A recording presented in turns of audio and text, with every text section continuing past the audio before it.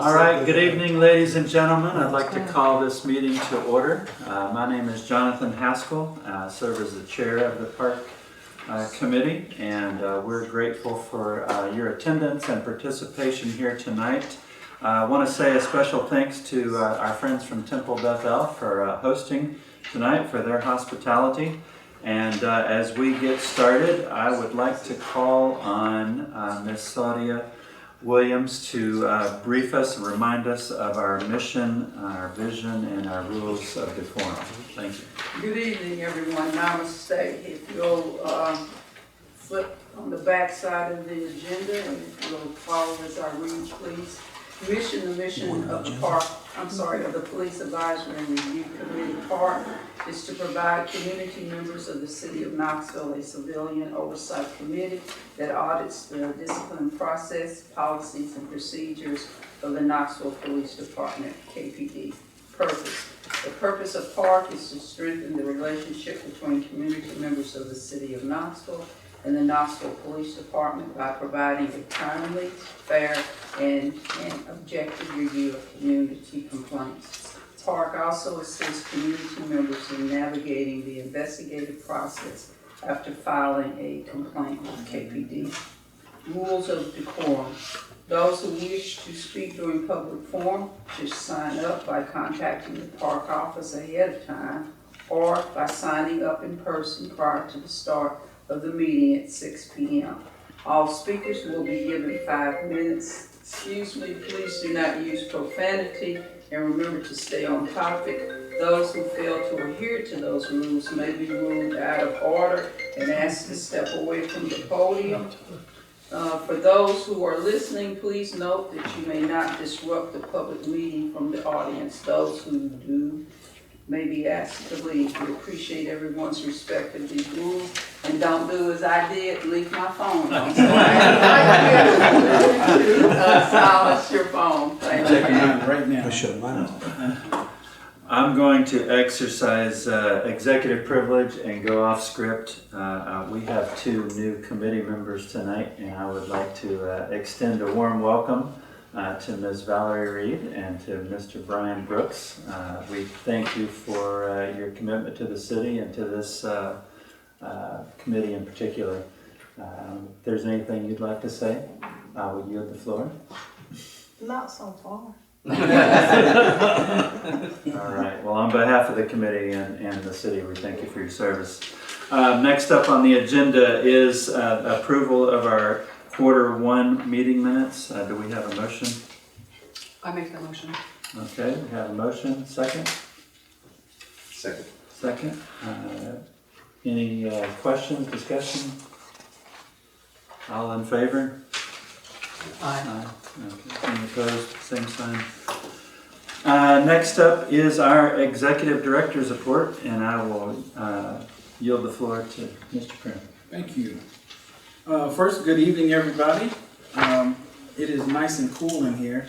And again, thank you, Temple Bethel, because the air conditioner is a blessing in and of itself. So, during the second semester, I've actively engaged with the Knoxville community and law enforcement to promote transparency, accountability, and community collaboration. The quarter began with strong community outreach through participation in several KCDC resource fairs, including those held at Montgomery Village, Cable Terrace, Guy B. Love, First Creek at Austin, Northgate Terrace. These events allowed us to have direct connection with residents to share information about Parc's mission and services. Public listening sessions were hosted in both the West District and East District, providing residents the opportunity to voice their concerns and suggestions regarding policing in their neighborhoods. On April 21st, I facilitated a mediation session, or we actually facilitated a mediation session with KPD and a citizen, demonstrating a commitment to conflict resolution and relationship building. Additional community and organizational involvement included a presentation to the North Knoxville Business and Professional Association, attendance at the Peace Officer Memorial Service, and participation on the Vine Middle School Site Steering Committee. I also represented Parc at key KPD events, including Chief Willis's retirement reception, presented to the recruit class and bi-monthly KPD Park coordinating meetings. In the realm of oversight, we participated in multiple KPD pre-disciplinary hearings and continued professional development by attending NACOL webinar training. Finally, the quarter concluded with community presence at the West Hills Neighborhood Association meeting and the citywide Juneteenth celebration. These efforts reflect our ongoing commitment as the executive director and Josie to have civic engagement, police oversight, and ensuring community voices are heard. I'm like a broken record with this next piece. The relationship that Park has with KPD is not adversarial by nature. It is collaborative by nature. And that is with the intent of not only myself as the executive director of the Police Advisory Review Committee, but also the leadership and command staff of KPD. They extend themselves to us when we need clarification and things of that nature. And I really want to share that robust connection helps the city have oversight and also have a voice in just about every piece of the puzzle and tapestry of safety in our city. So thank you. Does the committee have any questions or comments?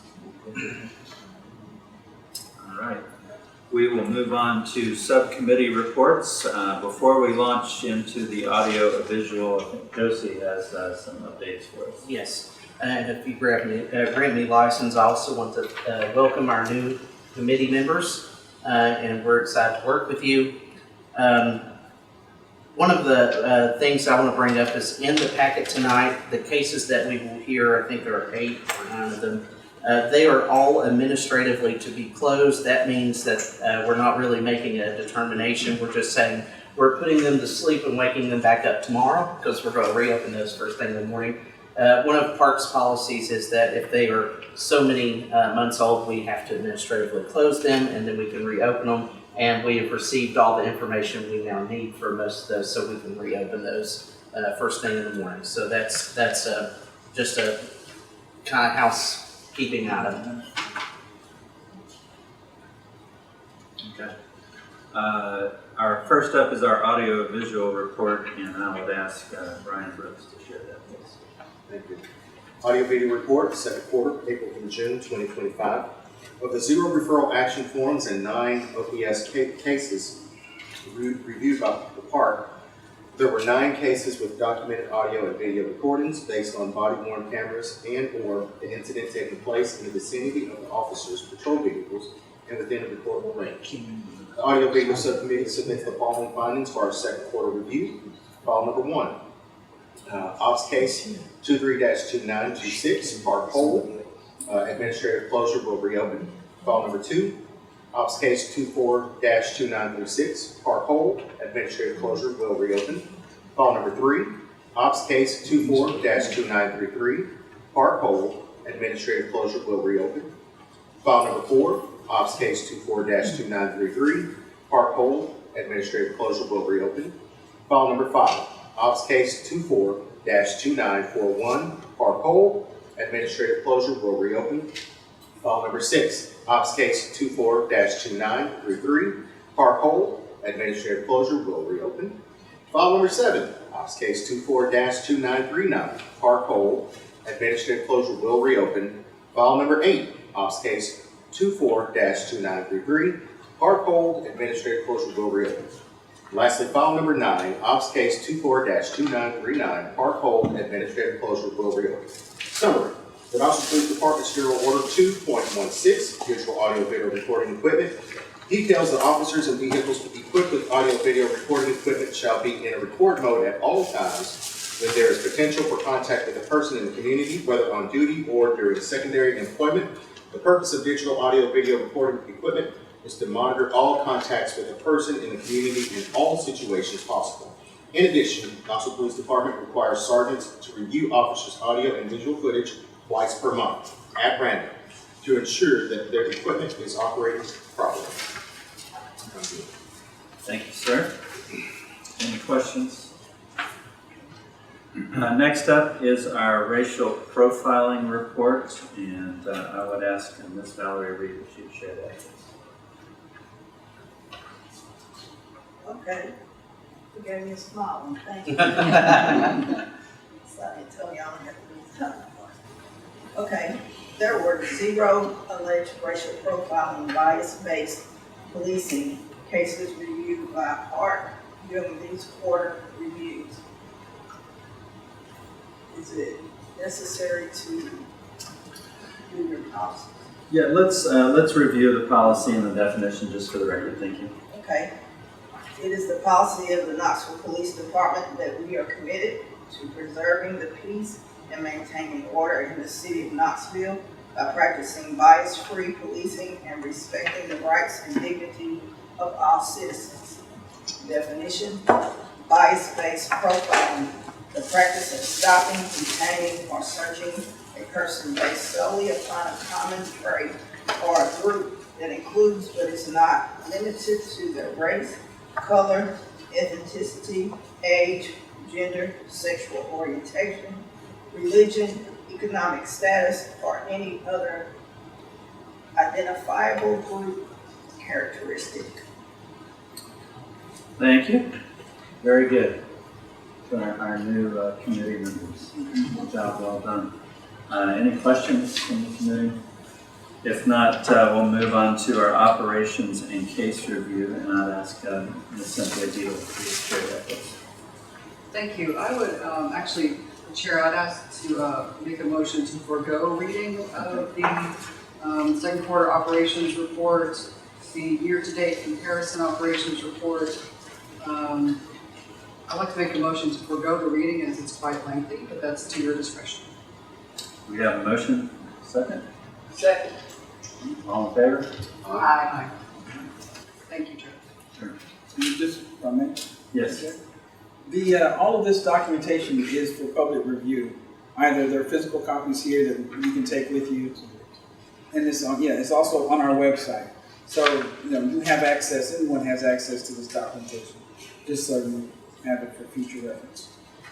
Thank you. Indulge me. Thank you. Any questions? All right. We will move on to case matters addressed by this committee. Josie, is there anything that we need to discuss? Now, those, as I mentioned earlier, those case files are being administratively closed. We will be revisiting them at a later time. So there's no action needed. Okay. Any questions from the committee?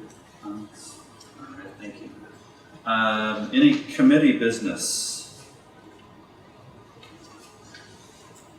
Nothing on your mind? No, well, I would add that we had an intern that the Summer in the City program, which is held by the city every year, concluded today. And our intern created a juvenile justice police, what we call police survey. And it was extremely informative, and it will shortly be available on our website for people to read, and it will be shared with KPD leadership at a later date coming soon as well. And in addition to that, our listening sessions that I referred to, the outcome of those will also be on our website shortly for public review as well. Thank you. Next up, we have a special speaker tonight. I would invite Sergeant Phyllis Tonkin of KPD to address the committee. Where would you like me to sing? I'm just in front where the camera can catch you. Do I really want to do this? Speak to the camera. Smile for the camera. Okay. Well, first, thank you for giving me the opportunity to speak about something that is deeply important to me, not just as a member of this department, but as someone committed to building trust, understanding, and respect between law enforcement and the LGBT community. My role as the LGBTQ liaison officer is not just a title, it's a mission. It's about opening doors, breaking down walls of misunderstanding, and ensuring everyone in our community feels safe and respected regardless of who they are or who they love.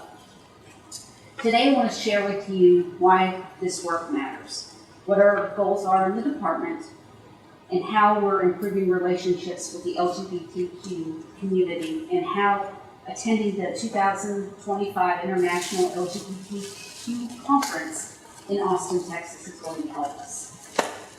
And just as importantly, I want to talk about how we can take the next step recruiting talented LGBTQ individuals in our department to better reflect and serve the community we protect. In simple terms, my job is to serve as a bridge between our department and the community. Many LGBTQ individuals carry experiences or at least perceptions of being misunderstood, mistreated, and marginalized by police. Our job collectively as officers is to serve all people equally, but for some communities, trust isn't automatic, it's earned. That's why this role matters. Internally, I'm here to educate our officers about LGBTQ culture, terminology, and concerns that we interact with community members with understanding and respect. Externally, I'm here to be a recognizable point of contact, someone who the LGBTQ community can reach out to when they might feel uncomfortable talking to just any officer. Some might ask, why do we need a specific liaison for one group of people? Don't we treat everybody the same? The answer is yes, we should treat everyone the same with fairness and dignity, but equal treatment doesn't always mean equal experience. These are some examples, not that they happen here, but something for us to take into consideration. If you have a transgender woman that might hesitate to call the police because of past stories where officers used the wrong name or pronouns, or worse, where they were mocked or dismissed. How about a gay teenager might avoid reporting a crime because they're afraid that the officer won't take them seriously or will out them to unsupportive parents? These are real barriers that are preventable, that prevent people from asking for our help. If people don't feel safe coming to us, we can't protect them, investigate crimes, or build strong community relationships. When we show cultural competency, when we use correct language, respect people's identities, and show genuine understanding, we break barriers down. This makes us better officers in a department. Some of the goals that I have as a liaison and working with is to build relationships and visibility. We want to be present in the community, not just when something goes wrong. That means participating in pride events, LGBTQ resource fairs, school presentations, and community meetings. When people see us as approachable human beings rather than just a badge, and trust grows. Second thing would be to train and educate our officers. The more we know, the better we serve. I'll be working on developing brief, practical training sessions for our officers, covering respectful communication, proper documentation of gender identity, and understand the unique challenges LGBTQ victims of crime face. This isn't about political correctness, it's about professionalism and officer safety. Policy review and recommendations. We're reviewing our policies to ensure they are fair and respectful to everyone, especially in cases involving domestic violence and same-sex relationships or searches in houses for transgender individuals in custody. Recruiting. Representation matters. The best way to build trust with the community is for them to see themselves in our ranks. We are actively working to encourage qualified LGBTQ individuals to consider a career in law enforcement. Why? Because LGBTQ officers bring unique insight into cultural sensitivity and community concerns. Their presence builds trust. Community members are more likely to approach an officer who they feel who understands their life experiences. A diverse workforce strengthens our department by bringing in different perspectives, which makes us better problem solvers. I plan to work with our recruitment team to attend community events, colleges, job fairs, specifically encouraging LGBTQ candidates who may never consider law enforcement as an option. Our message to them will be simple. This department values you, your experience matters, and we need people like you to help serve everyone better. One of the most exciting opportunities for me in this role is attending the 2025 International LGBTQ Conference in Austin, Texas. This conference brings together law enforcement professionals, community leaders, and LGBTQ advocates from across the world. It's a place where people share best practices, training, ideas, and real-life story successes. Here's what I hope to bring back for our department. Improved training resources, learn from other departments already doing great work in the LGBTQ outreach. Community engagement, find creative ways to build trust with youth, elders, and others who feel disconnected from law enforcement. Recruitment strategies, many agencies have successfully recruited LGBTQ officers. I want to learn what works and how it may apply here. Also networking and partnerships, building connections so we can collaborate with other agencies and stay ahead in the best practices. At the end of the day, this isn't about LGBTQ outreach, this is about good policing. Every time we take a step towards understanding the communities we serve, we become better officers. Every time we show respect to someone who might expect hostility, we change an area. Every time we build trust, we make it easier to solve crimes, protect victims, and keep our city safe. And as with recruiting, this is also about the future of our department. By welcoming more diverse officers, including LGBTQ officers, we show that we don't just talk about inclusion, we live it.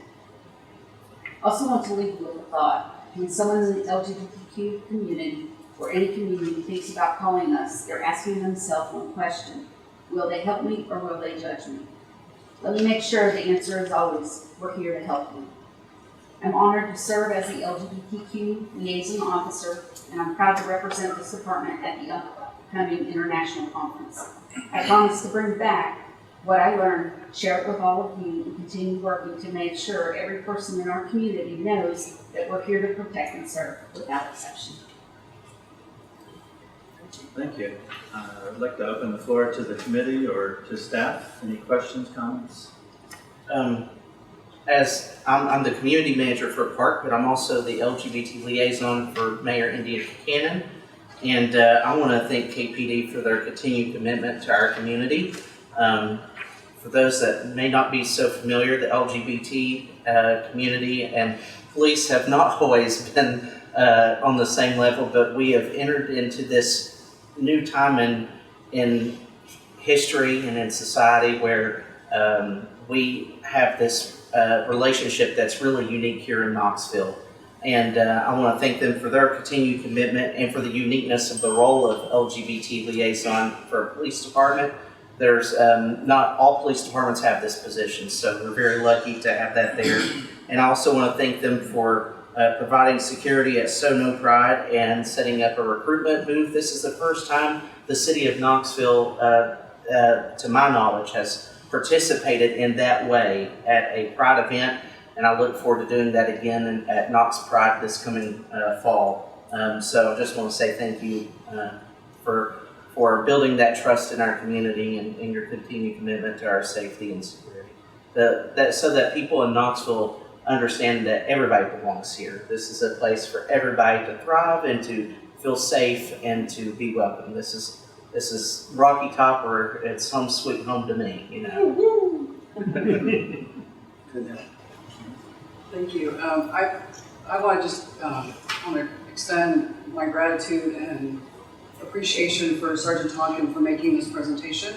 For those of you that don't know who I am, yes, I'm Cynthia, but I spent 22 years in the FBI doing civil rights work, and I also spent 4 years at an LGBTQ advocacy organization. And I can tell you with 100% certainty, traveling across the country, training law enforcement officers, and training LGBTQ liaisons, Asian American liaisons, Vietnamese liaisons, deaf and hard of hearing liaisons, that when you have these roles established in police departments, Sergeant Tonkin is completely correct. It builds trust, but not just in that community. It starts to seep out. So if that community trusts the police department, they're then going to tell other communities who may be marginalized, hey, these guys are okay. They helped me last week, they helped a friend of mine last year. it starts to spread and the trust grows to other marginalized populations. So I commend the Knoxville Police Department for staffing this role.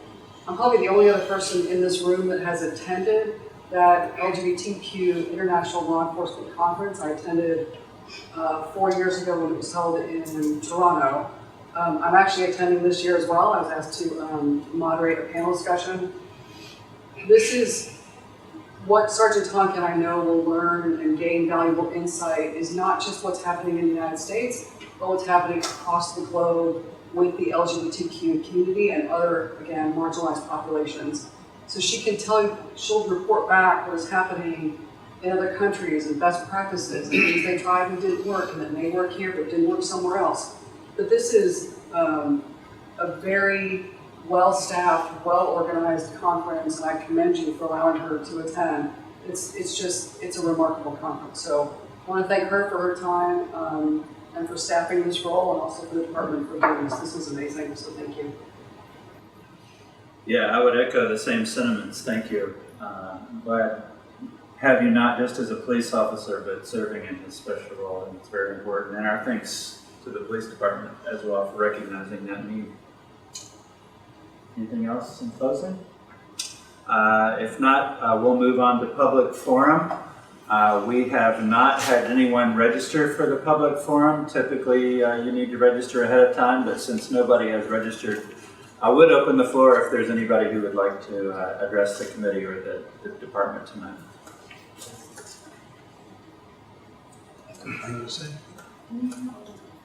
Seeing none, we will move on.